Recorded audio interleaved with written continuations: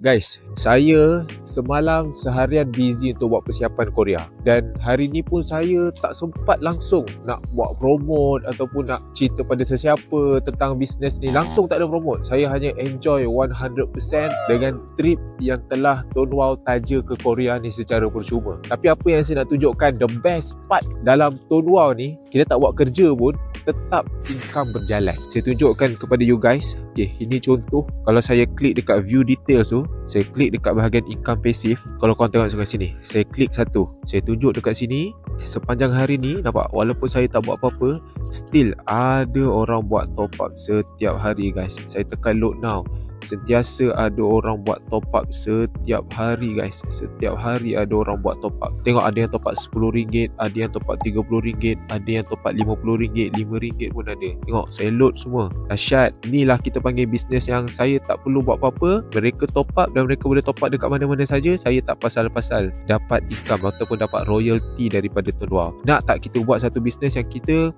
tak perlu bekerja tapi income kita tetap dibayar sebab orang terus guna handphone. Inilah platformnya guys. Kalau korang nak tahu lebih lanjut tentang platform bisnes telco ni, jemput ke sesi penerangan webinar saya. Saya bagi penerangan secara online percuma saja. Korang klik je bio, saya akan explain lebih detail macam mana sebenarnya bisnes ni jana pendapatan royalty untuk korang walaupun tak bekerja.